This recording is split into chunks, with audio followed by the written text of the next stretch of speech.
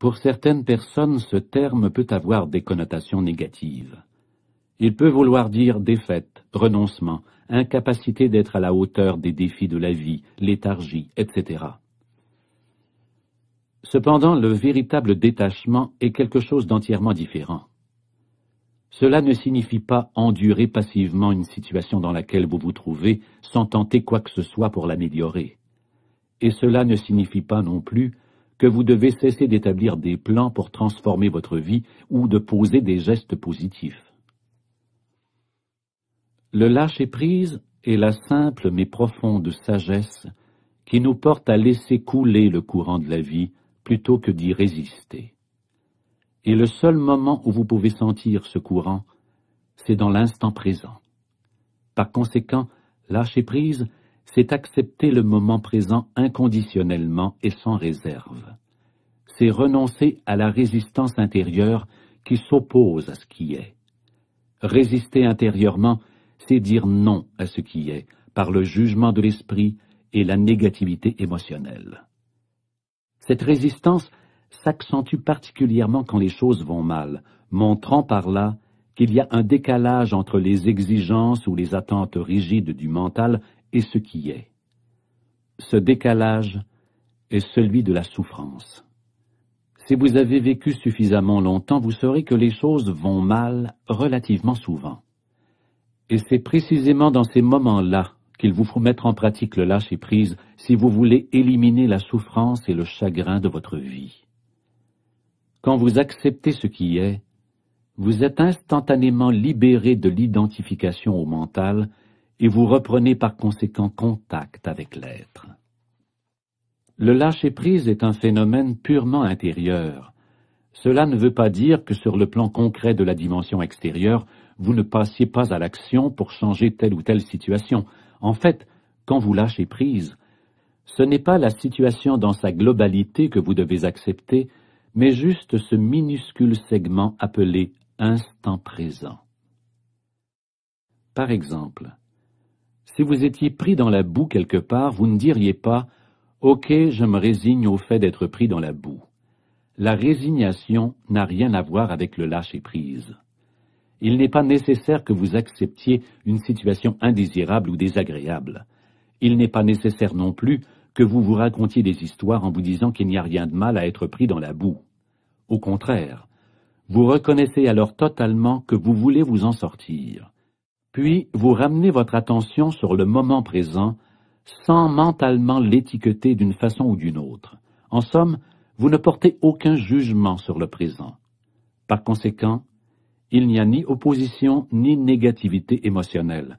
Vous acceptez le moment tel qu'il est. Puis vous passez à l'action et faites tout ce qui est en votre pouvoir pour vous sortir de la boue. Voici ce que j'appelle une action positive. C'est de loin beaucoup plus efficace qu'une action négative qui est le fruit de la colère, du désespoir ou de la frustration. Continuez à mettre en pratique le lâcher-prise en vous retenant d'étiqueter le présent, et ce, jusqu'à l'obtention du résultat voulu.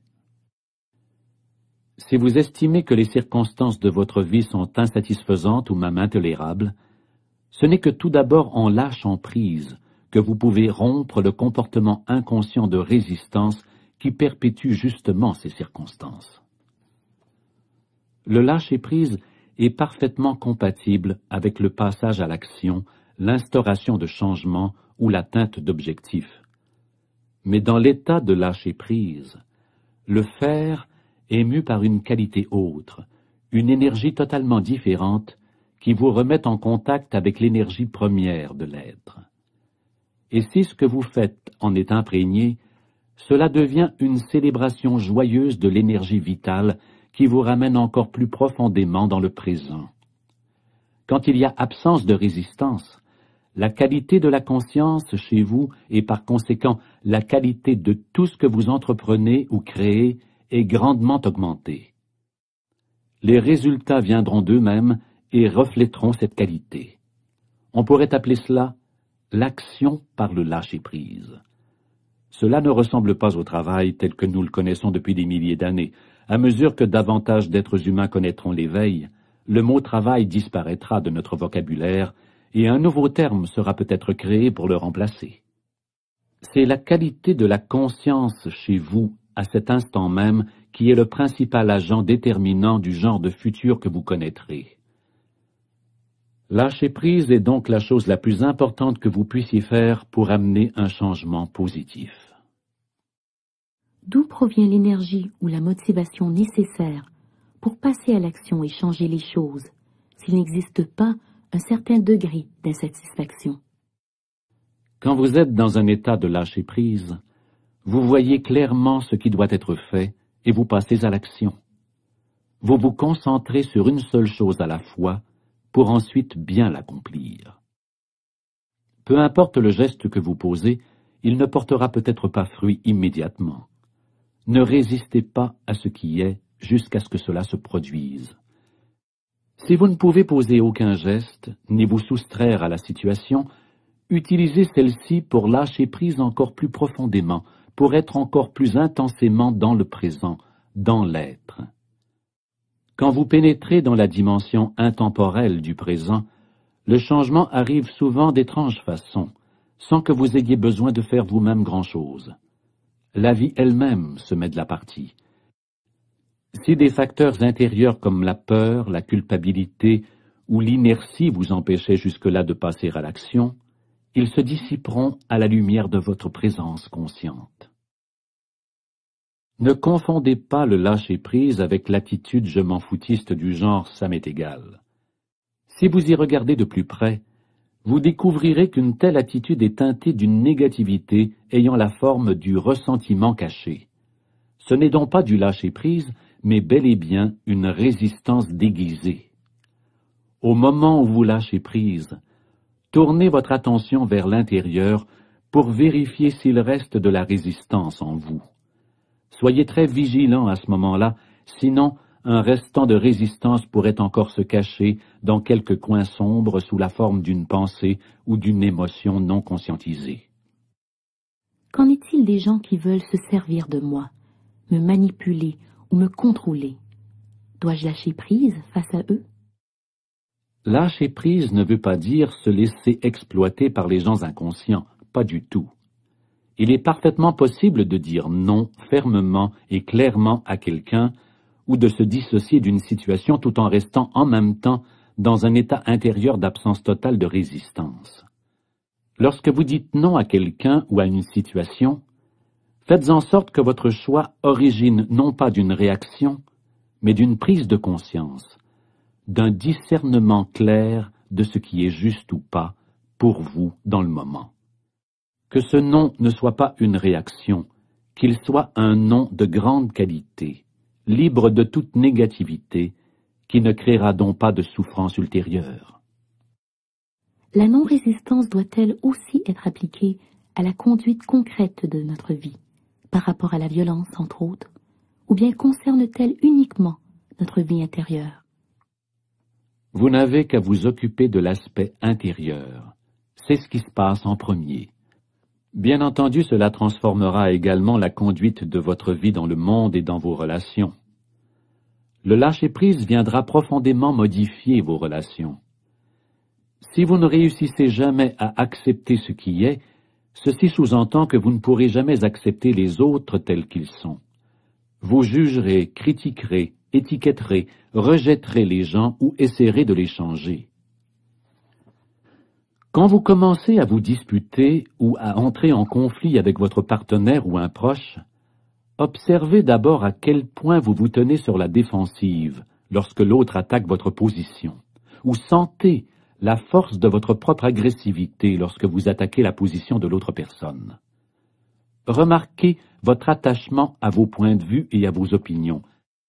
Percevez bien l'énergie mentale et émotionnelle derrière votre besoin d'avoir raison et de donner tort à l'autre. C'est l'énergie de l'ego. Vous la conscientiserez en la reconnaissant, en la sentant le plus totalement possible. Puis un jour, vous réaliserez soudainement, au beau milieu d'une dispute, que vous avez le choix, et déciderez peut-être tout simplement de ne pas réagir, juste pour voir ce qui se passe. Ainsi, vous lâchez prise. Je ne veux pas dire que vous devez mettre de côté la réaction en disant juste « Bon, tu as raison » avec une expression qui sous-entend « Moi, je suis au-dessus de ces enfantillages inconscients ». Ceci ne fait que transposer la résistance sur un autre plan, celui du mental, toujours actif, qui prétend être supérieur. Je parle ici de laisser tomber tout le champ énergétique, mental et émotionnel qui luttait en vous pour avoir le pouvoir. L'ego est rusé. Il vous faut donc être vigilant, très présent et totalement honnête avec vous-même pour voir si vous avez véritablement renoncé à l'identification à une position. Si vous vous sentez soudainement très léger, dégagé et profondément en paix, c'est le signe indiscutable que vous avez vraiment lâché prise. Regardez alors de près ce qui se passe chez l'autre personne quant à la position qu'elle défendait lorsque vous ne donnez plus d'énergie à cette dernière en lui résistant. Quand l'identification aux prises de position est éliminée, une véritable communication s'instaure. Si une personne a une grave maladie et accepte totalement sa situation, n'aura-t-elle pas complètement perdu la volonté de retrouver la santé? La détermination qui la pousserait à lutter contre la maladie n'aurait-elle pas disparu? Lâcher prise, c'est accepter intérieurement ce qui est sans réserve. La maladie fait partie de vos conditions de vie. Elle a un passé et un futur qui se perpétuent sans fin, sauf si l'instant présent, qui a le pouvoir de racheter, est activé par votre présence consciente. Comme il n'y a aucun problème dans le moment présent, il n'y a pas de maladie non plus. Quand quelqu'un adopte une croyance vis-à-vis de votre état et vous colle ainsi une étiquette sur le dos, celle-ci amène l'état à s'installer pour de bon, lui donne du pouvoir et fait d'un déséquilibre temporaire une réalité apparemment immuable. La croyance confère non seulement réalité et consistance à la maladie, mais aussi une continuité temporelle qu'elle n'avait pas auparavant. En vous concentrant sur l'instant et en vous retenant de l'étiqueter mentalement, la maladie est réduite à un ou plusieurs des facteurs suivants. La douleur physique, la faiblesse, l'inconfort ou l'invalidité. C'est ce face à quoi vous lâchez prise maintenant, et non pas à l'idée de la maladie. Permettez à la souffrance de vous ramener de force dans le maintenant, dans un état d'intense et consciente présence. Utilisez-la pour arriver à l'éveil. Le lâcher-prise ne transforme pas ce qui est, du moins pas directement. Il vous transforme vous. Si vous regardiez dans un miroir sans aimer ce que vous y voyez, il faudrait que vous soyez fou pour vous attaquer à votre réflexion, et c'est précisément ce que vous faites lorsque vous ne vous acceptez pas. Évidemment, si vous attaquez l'image, celle-ci vous le rend coup sur coup. Par contre, si vous l'acceptez quelle qu'elle soit, si vous vous montrez amical envers elle, elle ne peut que l'être envers vous. C'est la façon de changer le monde. Le problème, ce n'est pas la maladie, c'est vous, aussi longtemps que le mental contrôle les choses. Lorsque vous êtes malade ou invalide, n'ayez pas le sentiment d'avoir échoué d'une manière ou d'une autre, ne vous sentez pas coupable. Ne reprochez pas à la vie de vous avoir traité injustement et ne vous faites pas non plus de réprimande. Tout cela, c'est de la résistance. Si vous avez une maladie grave, servez-vous-en pour atteindre l'illumination. Tout ce qui peut arriver de mal dans votre vie doit vous amener vers cet état. Dissociez le temps de la maladie. Ne conférez ni passé ni futur à la maladie. Laissez-la vous ramener de force dans l'intense conscience du moment présent et observez ce qui se passe. Devenez un alchimiste. Transformez la souffrance en conscience, le malheur en une occasion d'éveil. Êtes-vous gravement malade et ce que je viens de dire vous met-il en colère? Alors c'est le signe flagrant que votre maladie a fini par faire partie du sens que vous avez de vous-même et que vous protégez votre identité en même temps que vous protégez votre maladie. La circonstance qui porte l'étiquette maladie n'a rien à voir avec ce que vous êtes vraiment. Comment peut-on lâcher prise face à la souffrance? Quand la souffrance est profonde, tout discours de lâcher prise vous semblera probablement futile et insignifiant de toute façon. Quand la souffrance est profonde, vous ressentez sans doute une forte pulsion à vouloir y échapper plutôt que de vouloir lâcher prise. Vous ne voulez pas sentir ce que vous sentez, quoi de plus normal. Mais il n'y a aucune échappatoire, aucune issue de secours. Il y a par contre de fausses échappatoires, comme le travail, l'alcool, les drogues, la colère, les projections, la répression, etc. Mais celles-ci ne vous libèrent pas de la douleur. La souffrance ne diminue pas en intensité quand vous la rendez inconsciente. Quand vous niez la douleur émotionnelle, tout ce que vous entreprenez ou pensez est contaminé par elle. Même vos relations.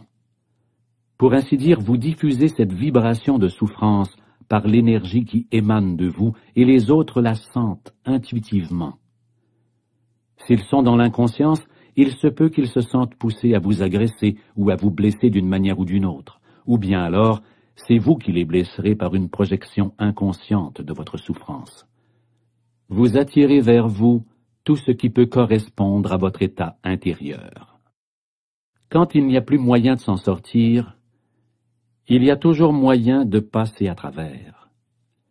Alors ne vous détournez pas de la souffrance. Faites-lui face et sentez-la pleinement.